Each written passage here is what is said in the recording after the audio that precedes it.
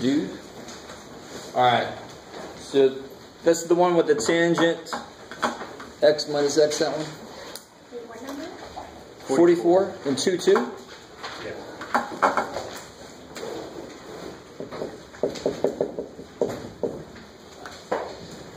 So yeah, I didn't assign this one, but like I said, you can ask me anything out of the book. So it's got this yummy looking dude here.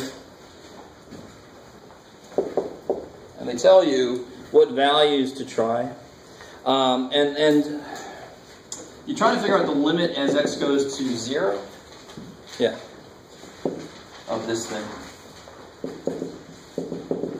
So where did you start having trouble? I mean, the first part is just plugging values in. That's what I kept getting 0 back for everything. Good. All right. So that seems kind of like okay. So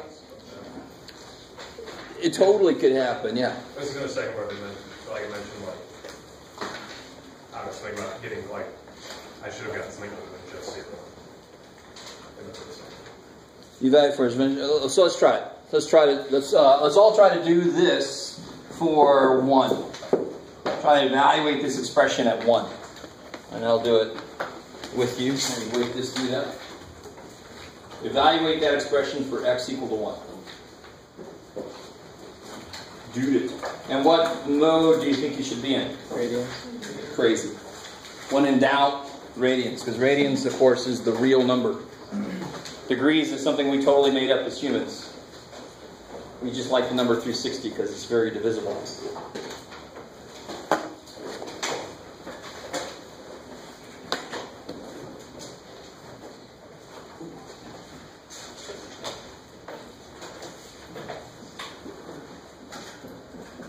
Alright, so if you try to do this for, let's make sure I'm in the right mode, radians. Yeah. So if I do tangent 1 minus 1 divided by 1 cubed, not 2 to 1, it's just 1 just to get it out of there. Yeah, so you should get, I'm not sure what happened to you. Are you good now? Yeah, I'm good. Okay, okay. There's a whole little example. Let's see if I can find it very quickly. Probably not. One of the examples talks about,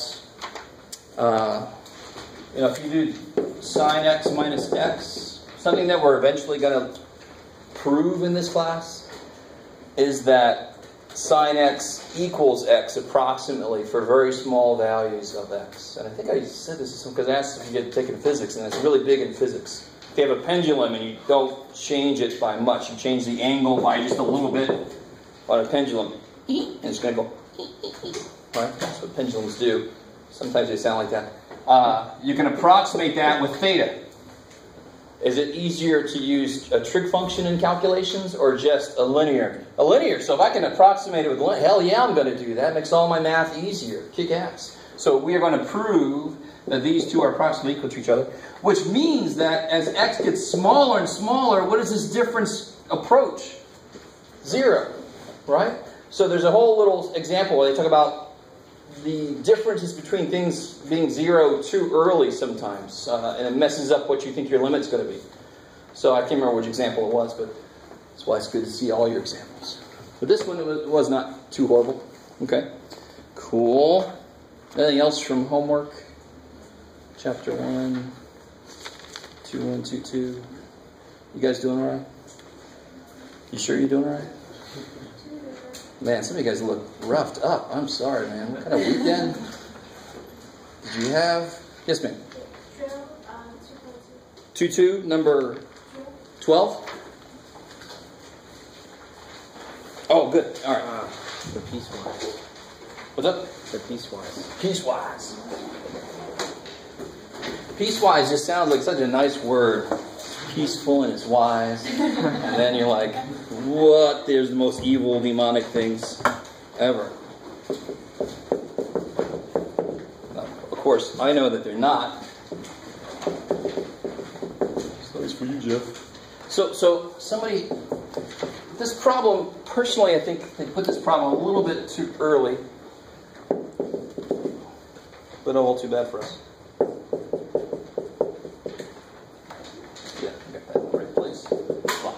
So the way piecewise is, it's the function is defined to be this for values, negative values, right? So forth. So it's 3 separate functions. And it asks you, determine the values of A where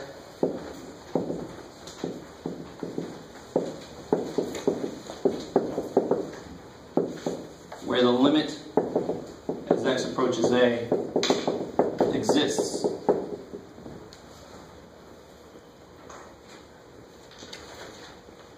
Blah, blah, blah, blah, blah. There we go. Okay, cool. And what this question is eventually going to become will make actually more sense. And this is a word that I keep using, but we haven't actually gotten to its section. It's all formalized. But I think I already told you this. We already discussed what makes a function continuous. What makes a function continue? Who remembers this? It's a little bit too early, but if the function looks like it's going somewhere from both sides, what makes it continuous? If it actually goes there. It's a filled-in circle there, right? So the limit can exist all day long, and there's a big old open circle there, but the limit doesn't give a shit because the limit never gets there, right? But to make it continuous, so I can go through there, they have to actually agree with the function value there. You guys kind of with me? So that would be the next level of this problem. Now, let's take it down a notch. In order for a limit to exist, what must be true? It must equal the same value on both sides. Beautiful. Coming from both directions, they have to agree. And they can't agree. If it's infinity, even if they both agree, oh yeah, we both agree it's positive infinity, that still is an example of not existing. It's just a very specific not existing. They don't exist because they don't actually just go forever up. That's what that means. All right, how are we doing so far? So you can't agree on something you can't get to. I can't agree on infinity because we can never get there. Where are the only places that I have to really investigate then? So in order for a limit to not exist, if I wanted the limit to not exist at A, what do I do? What do I want to see happen at A? But this limit would exist. That limit exists. That limit totally exists at A all day long. So how do I make it not exist at A? If it's going there somewhere, I don't care which one of these are filled or neither one of them could be filled. Could be failed. You know. And what's up with the ding? That's weird. I feel like I'm on a debate. Now somebody else's turn. Well, no, Jeff Calculus is actually... Oh, shit. So, where are the only places I have to investigate? 0 and pi. 0 and pi. So, and if the limit was not going to exist at 0, what must be true then about 0? It has no limit. Or it doesn't. I like that. I'm sorry. If the limit doesn't exist at 0, it's got to have no limit. No, this is more specific. If you plug a 0 in here, and you plug a 0 in there, they would have to not equal each other. They can't agree, right? That's the computational aspect of this. They don't agree. But when you plug a 0 into 1 plus sine x, what do you get? 1. When you plug a 0 into cosine x, what do you get? 1. So 0 is fine. It looks to be, the limit does exist at 0, right? Because it agrees from both directions. So the only other place is pi. And when you plug a pi into cosine, what do you get? Cosine likes x. Negative 1. It's on the x-axis. It's just in a negative direction. Cosine likes x. Cool. So this would be negative 1 at pi. What's this at pi? 1. 0. 0. So what's true at pi about this function? The limit does not exist for this function at pi. I like it. Yes, sir? Can you please graph it? Say again? Can you please graph it? Graph it, sure. So to 0, it's 1 plus sine x. Wow! Right? And normally at 0, it's 0, so now it's going to be 1 at 0, right? And then cosine takes over up to pi. And what's cosine look like? What's it at pi over 2? What's it do? That's 0. That's 0. At pi over 2, cosine is 0. So it's going to go like that, right? And pi is allowed to exist for cosine. But now sine takes over at pi. What's sine of pi? 0. 0. Bah. Right? Or whatever sine. And of course, where does sine go from there? Yeah, because it would normally go like that, right? And so it's going to go like that. That is very funky looking, of course. Forever that way. is this acceptable for on the? I don't think they ask you to graph it, do they? They do. Oh, beautiful. This is not good enough. I want you to realize that. I am not testing me. I'm testing you. I know I can make a damn good graph. But your graph should end up looking something like this. When you make graphs in here, you have survived graphing hell, which is precalculus. Right? That's the other name for precalculus. That's the subtitle. Precalculus. Graphing hell. So do not give me this bullshit. Right? I mean, what the hell? What the hell's that? What's your scale? What the hell? Give me some details. You with me? Or I will make you do it again. Do it again. Do it again. All right. Maybe. That's the point of precalculus, is so the graphing is easy and you all know how to do them. Yes, sir? So this use one and one or one and negative one to make it an acceptable graph? Yeah, give me a few more. This is pi over 2. Give me the scale here, 1 and negative 1. You happy with that? And actually, this, what's in sine, let me think, what have I done here? I've done some weirdness. No, it's alright. Yeah, that's one. Almost. All right, just a little more detail. Oh, look how this is higher than that. Oh, that's horrible. Yeah, that's horrible. This is Jeff being nice and giving an idea of what your graph should look like. Now you can fill in the details. Right. I like that though. That's good. All right. Anything else from homework? Homework's going really well then, right? Homework's going really, really well. All right. That's my assumption. Man, some of you guys look like you want to kill me already. I like this. We've barely done anything. Okay. It's not you, Jeff. I just automatically want to kill my math teachers. All right. So we finished section 2.2. If there's no questions on there, I'm going to keep going. The 2.3. 2.3's got a ton of limit properties, right? Limit laws is what they call it. For example,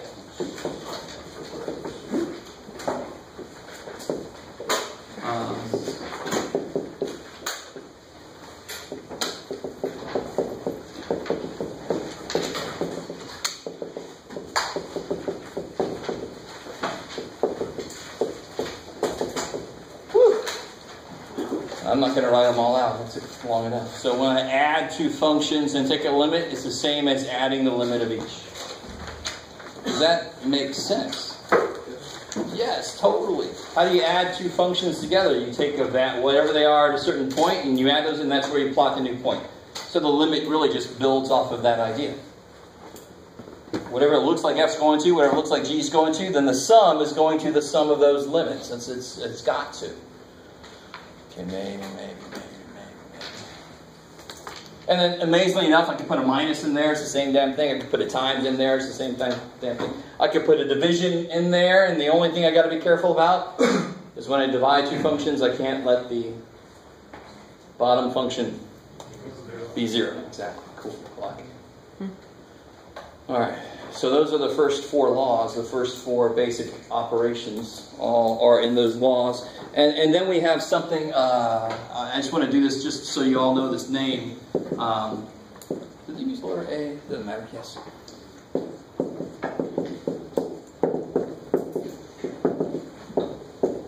You're going to hear this a lot throughout your math career.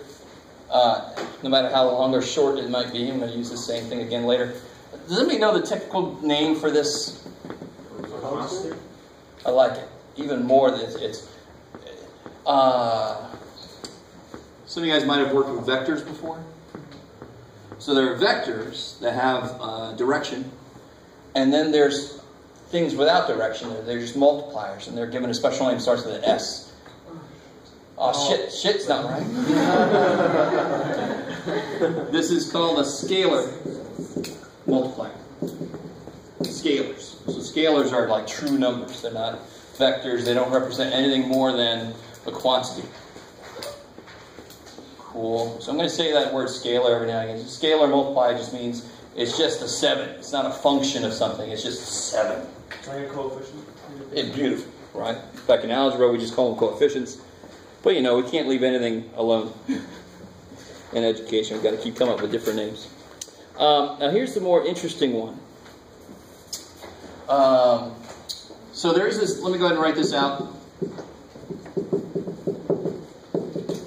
Now this one is kind of, let me ask you this. Let me put this up here. Just finish putting it up there, Jeff. Let me put big old pressy there. This is the one that gets people into trouble. Let me ask you this. If now this is true. This is true. As long as a limit exists. So let me make sure you understand. Going into these limits, the assumptions that are made are that C is a constant and the limits, each limit exists.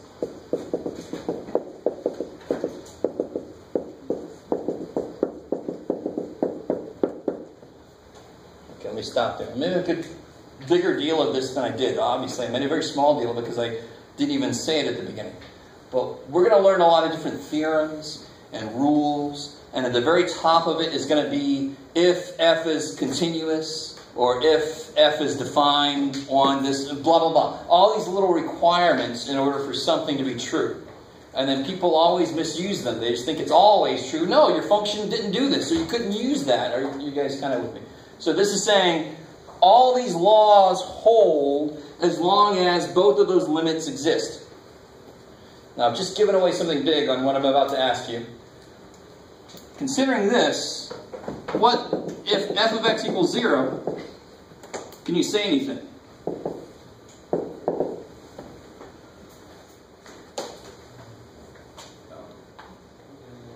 Or even, I could be even less specific. If the limit as x goes to a of f of x is 0. Can you say anything? G of x is also 0? We don't know a damn thing about g of x. It can do whatever it wants to. Well, if you multiply, if you plug in the 0 for the first limit on the right-hand side, it's going to equal 0, but if you're minusing something from 0, you're not going to have 0. So here's the thing. You ready? And there's no minus in there, so that's a times thing. That's what that it's to be a product between both. Obviously, you guys knew going in it wasn't be your gut, and your gut would tell you it's 0. But the problem is, what if this is infinity? And it's sort of like the whole, have you ever heard the unstoppable force meeting immovable object? Yeah. Has ever heard that? And what do you get? You get spin, but that's not good. Right? So this is your unstoppable force, and this is your immovable object. And when you multiply them, that's a form of indeterminate. We've hit that word before, right? In fact, the form that we saw in indeterminate was this. But what's another way to describe division by 0? Infinity. So these are actually the same exact thing. Let me let you absorb that for a second. So just because I know the limit, even if I let the function be 0 everywhere, or the limit 0, it still depends what this guy is. Now if I told you this guy is a polynomial, then I know this limit's going to be 0. It's going to die. But let me show you an example. Here's a very silly example of what I'm talking about.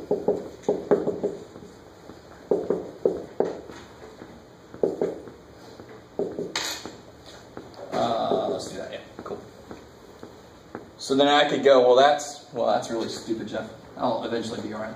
I can say that's 0 times anything is 0, but then of course that doesn't make any sense because what's this guy's limit?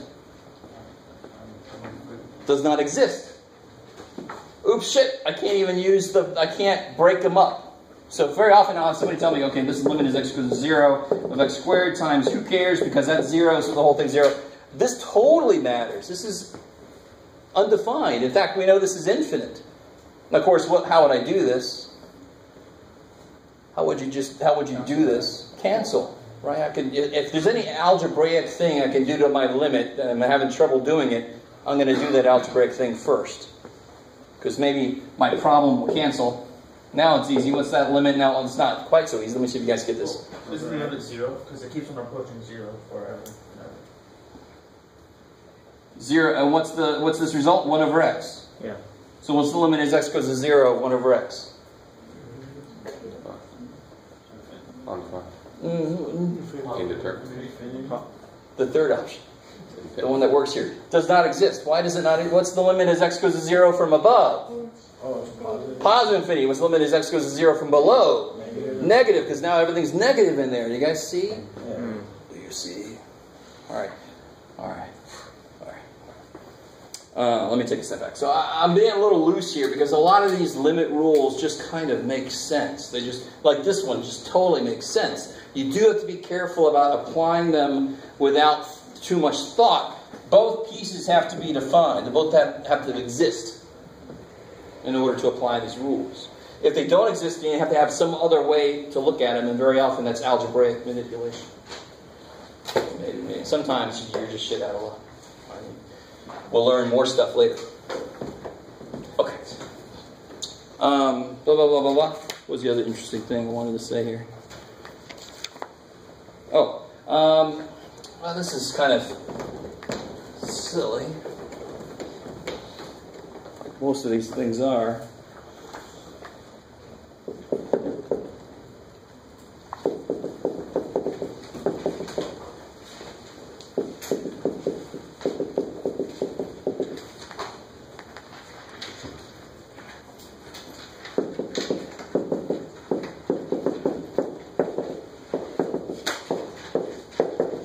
So if f of x equals g of x, except possibly at x equal to a. So at a, they could do anything they want to, but they equal each other otherwise. Can you say anything about the two limits? How do they relate to each other? Well, they're both going to the same spot. So Exactly. So, in fact, they're both always at the same spot, except at a. So an example of this could be, here's f, wee-haw. And here's g, wee-haw. Right? So G says, screw you, I don't want to be there, I want to be there. So they agree everywhere except at A, maybe. The limit doesn't give a shit. And we keep pounding this in your brain, because this is important. The limit does not care what happens at this value. That does not play into the limit at all. Well, that plays into continuity. That plays into other things. It doesn't play into what the limit is concerned about. So yeah, then these two are equal. And that is on page 102. And here we go. Here's something more interesting. And this is why I put that up there and then I forgot.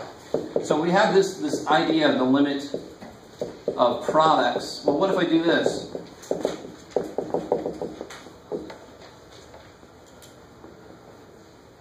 Right, so we have this idea of the limit as x goes to a of f times g equals the limit of f times the limit of g. Are you guys cool? That's the one we just talked about earlier, right? So what I'm saying is let's use this over and over and over again. If I put one more thing in there, then it would just be times limit as x goes to a of h, right? So what if I say the limit as x goes to a of n of these? So that is the limit as x goes to a f of x to the n. Let's see if you guys can do this. So look what this means. The limit of a product becomes the product of the limits. You can do it, you can do it, you can do it. So the limit of this product. N of these. Say again, say again. So what would it be? So let's see. Limit as x goes to a. It would be the limit as x goes to a of f of x times limit as x goes to a f of x times, and how many times will that expression show up? N times. And a better way to write something that shows up n times in a product is that. So let me point something out right now. And again, I keep getting a little ahead of us with continuity, but I wish these books would put that a little bit earlier because it's really, really important. Look at this. This is interesting. Well, what did the limit really do from there to there? The limit went inside. I'll let you absorb that for a second. And let me show you a specific example. Let me see what your gut says on this problem. Ready? Let's bring some freaking numbers into this thing, right? Not all this abstract stuff, because already I can see some of you guys are like, all right. So, what does your gut tell you you can do here?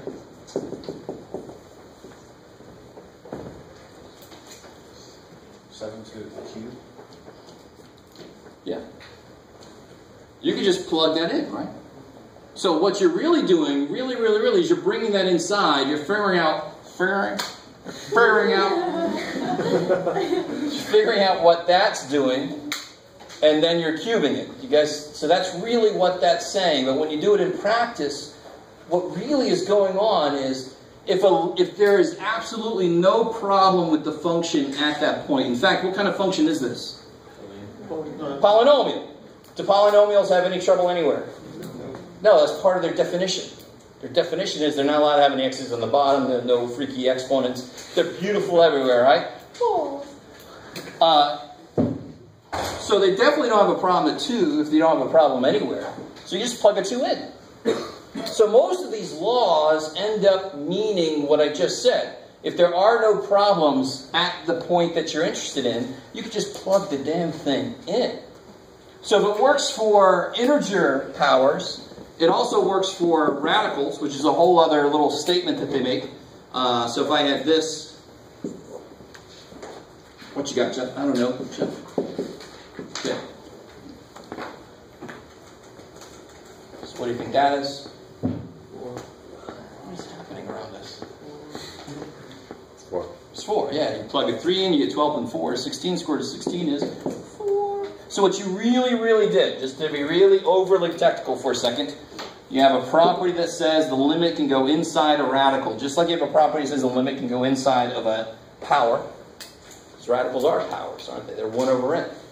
So this will be the limit as x goes to 3, 4x plus 4. And then I have a property that says the limit of a sum is the sum of them. Now, do you see how you can start to overanalyze this? So, just a couple of homework problems that make you tell me which limit law you're using on every step. And then I quickly never do that to you again. Because it really is just plugging the damn thing in. If you want to know what the function does at 3, what's the most basic thing you're going to try to do? Plug in 3. Plug freaking 3 in. And it's only when the function goes, oh shit, then you can step back and go, I'm sorry, man, I'm sorry. And you start to try to factor and cancel stuff right, or you try some other stuff we're going to learn. Multiply by the conjugate, that kind of idea, right? You try other algebraic manipulation ways around it so the limit can handle it. And after that, you plug it in? Yeah, exactly. Once you've cleared the problem. So let me be very specific about what I'm saying. So this would come out to be square root of 16, which is amazingly 4. Here's a problem we've done before, but I really want to point this out. What you got, Jeff? I don't know, Jeff. Sure. All right. So your first thing always with limits is just try to plug the value in. And of course, when you try to plug the value in here, you get 0, 0. And do you see why if I would have made this 26, what would you have gotten when you plug 5 in? Negative 1 over 0. Is that indeterminate? No, it is not. This is very important. That is completely determinate. Because what is negative 1 over 0 trying to tell you? It's going to negative infinity. Which still means it doesn't exist. It's just a more specific type of not existing. It's not an open circle. It's actually going. It just never gets to where it's going. So we call that not existing. Maybe. I love it. You guys are all like, what's important that he's saying? I know what you're... So the name indeterminate kicks so much ass. If you start to realize what forms are indeterminate, you start to realize when do I have to do more. This is indeterminate, which means I must do something so I can determine what the hell the answer is. And of course, what do I do? Factor. Yeah. X plus 5. Now, what part of this gives me problems at 5? The x minus 5. And of course, what I just did makes the problem go away. And the only place I'm not allowed to do this is at 5, but limits don't care. They never get to 5. So that's why I'm allowed to do that. Okay, maybe. So the limit will be 10. Beautiful. This limit is 10. So if you plug this in the calculator, I have the calculator up there. So put it in there. Stay with me now. X squared minus 25 divided by x minus 5. Let's see, zoom 6, so we get a nice standard window. Everything looks good, right? But if I try to do, what is it at 5, it gives me an empty hole there, right? You guys with me? But I can trace this bad boy, if I just want to get a feel for this. Where are you, tracing dude? There you are. So you can see him way up there? And of course, my answer is right up at the top of the screen. Are you guys with me? Mm-hmm. Okay. Because here I got 1, 2, 3, 4, so I'm just getting closer. This is the equivalent of what you got to do by hand in section 2.1. 1.1, 1.01, 1.001. I'm going to go insane, Jeff, but too bad for you. Right? You do that, 0.9, 0.99, 0.9. What are you doing? You are getting closer and closer to the thing, because that's what a limit does. It gets closer and closer, but it never gets there. So that's what I'm doing visually, is I'm getting closer and closer to a 5. And what are my outputs getting closer and closer to? 10. Freaking 10! Yeah.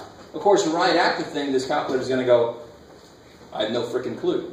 Because the calculator is not able to do calculus. Too bad for you. At least this one isn't. Right. I got some of you guys interested. Okay, let's see. What else is interesting here? Blah, blah, blah, blah, blah. That's about it. Let's see. Oh, this seems kind of silly. Let me just continue this theme of jumping ahead. This seems remarkably silly, right? I mean, think about what that says. But of course, we immediately, can anybody give me an example that we've already done where this is not true? What has to happen at A for this to not be true? The simplest thing that has to happen at A for this to not be true is...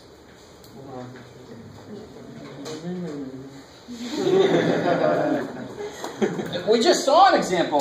The limit as x goes to A of 5 of x squared minus 25 over x minus 5 was 10, which is not equal to f of 5. It isn't. What is f of 5? Yeah, an indeterminate, which really means to us in calculus, I have to do something to determine the answer for a limit. But what does it mean as far as the function value undefined? So if there's a hole at A. There's a hole. In fact, what I just watch. When I try to ask the calculator, hey calculator, it costs a lot of money. Tell me what I get when I plug a 5 in. What does it get? Y equals empty square. Yeah, it doesn't have a clue, and that's f of 5 is undefined. I can determine what the limit is. So that word indeterminate is all about limits. I can determine what the limit is, but the function value is undefined. So what's got to be true about the function then in order for this to be true? You can't have a problem. Can't have a problem there. There's a word I keep using that I keep saying is too early. It's got to be continuous. Right? This is always true if f of x is continuous at A. So what kind of functions are continuous? Square roots are continuous. Roots are continuous on their domain. Polynomials are obviously continuous. Rational functions are continuous on their domain. Right? Rational functions can look like this. Right? But they are completely continuous. Is this in the domain? No, that's why there's a freaking wall there. It's not in the domain. So it's continuous on its domain. What the hell? Why do I care about that shit, Jeff? Well, that means that if I have a continuous function in my limit, I can just throw that sucker in there to get the answer. So what was wrong with this guy? Is it continuous at where I'm looking? No, it's not continuous. That's why there was a problem. All right, I like it. Sort of like it. Some of you guys are like, oh shit. But a lot of your problems, when you first have a limit, you just try to plug it in. What you get or what you don't get out of there tells you what to do next. All right, if you get a number, you're done. Sweet. Next one, please.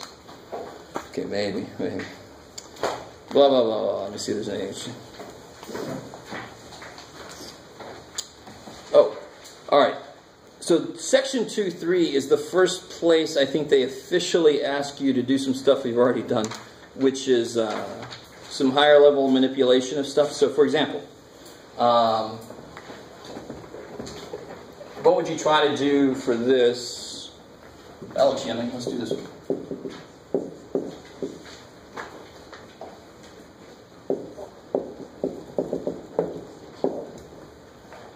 Where'd you go? There you are.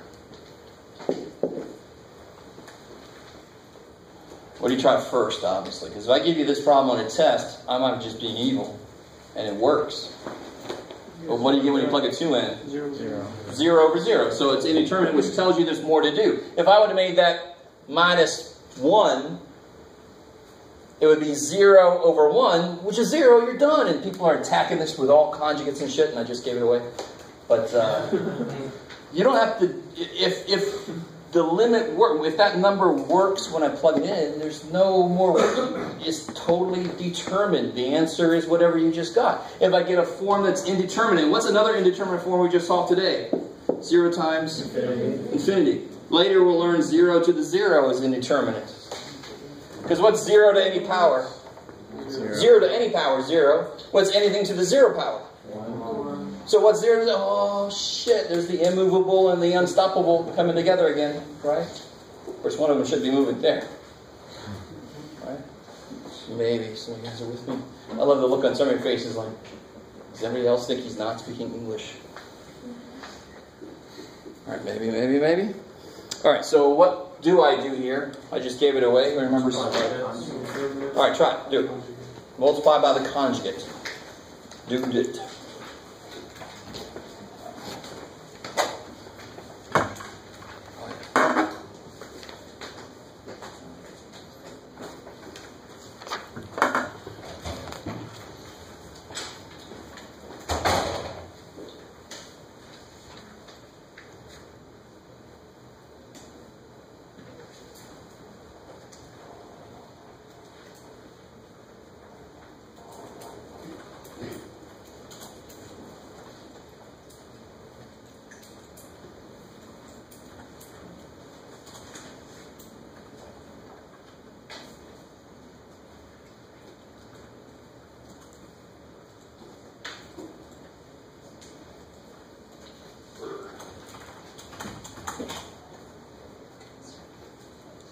Sure.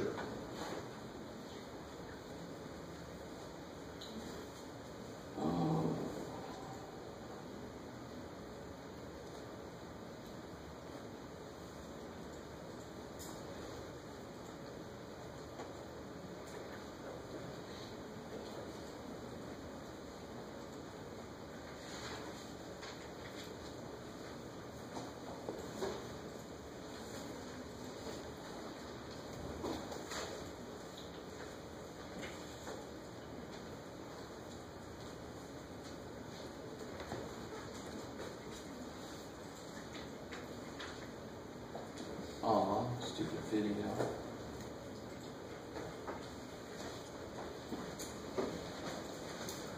An animation.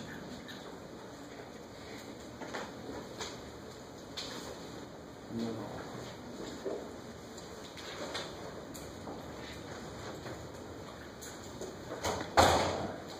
How you guys doing? You done? I couldn't find what I wanted. It's too bad for me. So what is the conjugate? Plus 3, right? Yeah. Cool. Sometimes I don't understand. Sometimes I get people that multiply by the reciprocal or something. Now you're totally changing it, and it becomes 1, and everything's easy. But you got to multiply, of course. Same thing, top and bottom. Never actually multiply these together, because the whole purpose of a rational expression is to see if something cancels after you've done something, right? So you never want to multiply those together. Thank God, because that would be a little gross. So what do I get on the top here? You get 4u plus 1. Yeah, 4u plus 1. Square root of something is half of something, so when I multiply it by another half, it makes a whole thing. Aww. Minus 1. Yeah, good. Minus 3 plus 3, those cancel. Minus 9. So I get 4u minus 8. Now what cancels? U minus 1. Well, you have to Good. take out a 4. I like it, right? You guys still with me? And I really want this to make sense. indeterminate forms, a lot of them will be 0 at the top and bottom for the same reason. In fact, they almost have to be. They're both 0 at 2. So in a way, they both have to, if it's polynomials, they both have to have u minus 2 as a factor. Does that make sense? If a 2 is a 0 of a polynomial, I know that x, or whatever the variable is, minus 2 must be a factor of it. Does that make sense? I mean, that's a basic theorem of precalculus. You guys with me? So if I told you 3 was a 0 for some polynomial, that means that polynomial is equal to x minus 3 times other shit, right? I just know that. So on one level, it makes sense that if it's indeterminate at a certain value, it will always simplify down to something you can work with. It has to. At some point, I have to be able to kill. I just killed the problem. The problem was freaking u minus 2. I just killed it. Now I don't have a problem. Now let me be a little careful here. I got board license, so I can forget that for a second. Always bring your limits with you. I'm going to be a little bit of a picky person with this. In this math class, I think you should expect that. But it's because sometimes people forget their limits and then they forget to do more. Shit. So you got to bring that. So keep telling yourself, I have more to do here. And when you plug a 2 in, what do you get now? Oh, you get 4 over 6. Yeah, so you get 9, square root of 9 is 3 plus 3 is 6. You get 4 over 6, 2/3. I like it. So if you plotted this in the calculator, how could you check your work? You plug in the value of 2/3 for f, and then so. Yeah. We can't plug it in, right? But you do like we did. We can trace and get closer to 2 and see if it looks like it's going towards 0.666666666. Alright, maybe you guys are with me. I can't tell. I really can't tell. You're all looking my direction. Good. Somebody nod their head and make me feel better. Alright. It's not too freaky yet, to be honest. Here's where it gets interesting. Mainly because of the name. I think the idea makes a lot of sense, but people don't understand how to use it. Believe it or not, there's a theorem called the Squeeze Theorem.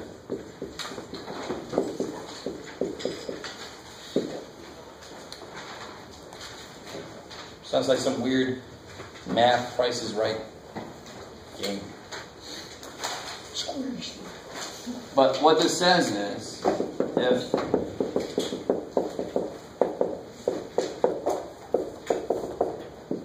I'm going to write some very interesting phrase that we're going to see a lot. And somebody brought up this point, I think, the other day. For x near a. So is that how you solve for the limit of sine x over x? No. Yes. Not really. No. Sorry. I decided against myself right there. Because as x goes to 0, I don't have any bounds on it. There's no boundary. I don't have this kind of thing going on. I can't, it's a little weird. So how do they prove that it's one? We'll get there. Yeah. Well, we'll get there. Don't worry. Where am I at? Oh, and actually, to tell you honestly, I do have a proof for it, I think. I'll have to bring it. A weird proof. And then later this semester is going to be the simplest damn thing ever. We'll learn something and I'll make it, bam, easy. Eventually. So don't drop, because then you'll never know. Oh, okay, that's the part I'm missing. The limit as x goes to a of f of x equals the limit as x goes to a of h of x. Now let me just let you really take in what that's saying so far. I'm obviously not done. This is the setup. If I have a set of functions where, what does this mean? F of x is less than g of x, which is less than. So the values of g are always between f and h, right? It's a quick way to say it, right? For x near a. And this near idea, we're going to get so freaking into that today. Your brains are going to explode a little bit. But don't worry, you don't need all of it. Some of it's extra weight. So if g is always between f and h near a. And why do I say near a? Because I'm interested in the limit as x goes to a. And what's the only place I'm interested in then? Close to a. I don't give a shit what it's doing out here. I want to know what's it doing close to a. So that's what this really relates to. And I know that the limit of f equals the limit of h what is the only plausible conclusion to come to about G at A? If G is always between these guys, and now maybe you start to see why this is called the squeeze theorem. So let's set this up. Let's set up a picture that shows this. And this is not the only picture, obviously. That's the one that's going to make the most visual sense. So here's my F. That's F. Here comes G. And at A, what's going to happen at A between F and G? I'm sorry, H. So here's F, here's H. What's going to happen right here? They're going to touch. There might even be an open circle. Who cares? So like H doesn't even exist there. So the limit of G is also there? Yeah. So G's got to exist between those two lines. That's the visual representation of what this means. G can do whatever the hell he wants to, as long as he's in between. But then, the walls, shit, yeah. And now you see why it's called the squeeze theorem, right? This is, I always see in my brain, I see Luke Skywalker. 3PO! No love. No monster went away. No, and they want to get the couch into the Falcon. That's family guy. But does that just makes sense? That makes sense, but then how the hell do you use it? Okay. So let's do an example of how to use this. All right, listen, you guys ready? Okay. Here's an example of how to use this. Let me see, which example do they do? All right, they do something stupid. Let's do something interesting. Ooh, that's gross. Yeah, let's do that. All right, so here's a direct application. This is the idea. Ideas very often sometimes are, oh yeah, I get the idea. But then the nuts and bolts of how to actually do the damn thing. So here's where I would use the squeeze theorem. How about the limit?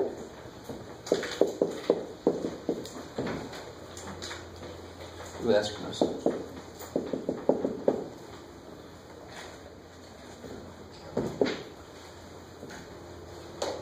So 20 pi x. 20 pi x, yes. I guess. Yes.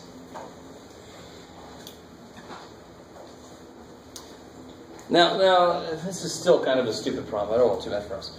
The squeeze theorem is useful. It's just that we haven't learned enough to see some really useful, weird-ass functions that it would be good on. Why can't... Well, all right. Let's just attack this. It says use the squeeze theorem. Let me make this a little better. I'm going to adjust this a little bit. Make it like that. Now, how is that better?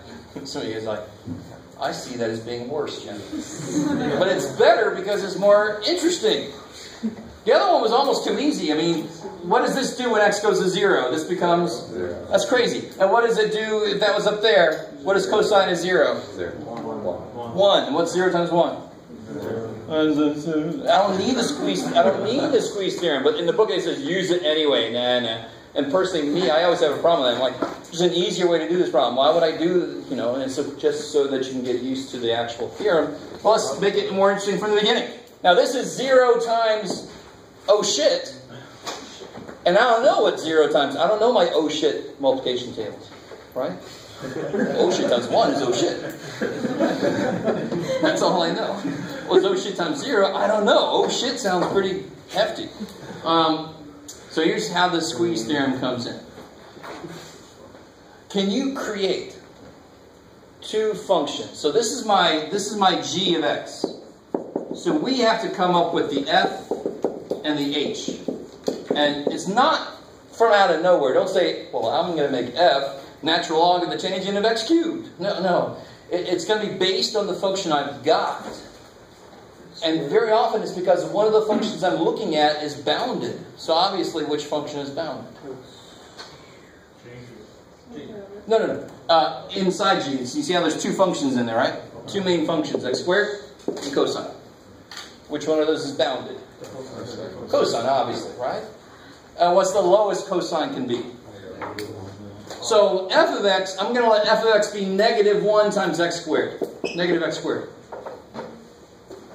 And I'm going to let h of x be, remarkably enough, what am I going to let h of x be? Positive x squared. Isn't it true then that that's always between those? Think about it. The only way that this could ever be smaller than this is if cosine was somehow smaller than negative 1. But what's the smallest cosine can be? Negative 1. Negative frickin' 1. Do you guys see what I'm saying? Right? If I had an arctangent in here, what is arctangent bounded between?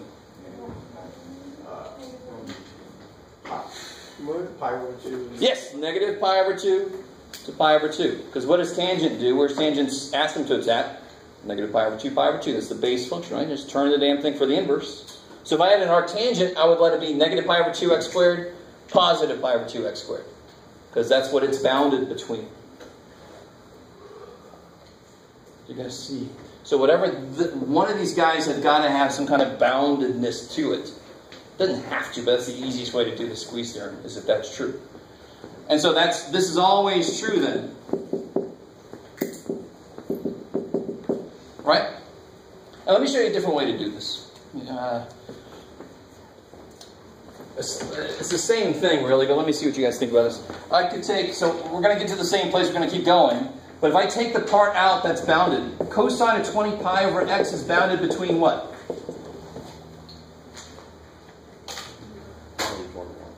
Negative 1 and 1, right? Yeah. So cosine, I don't care that the inside looks freaky, cosine can only come out between those two, no matter what the hell the inside's doing.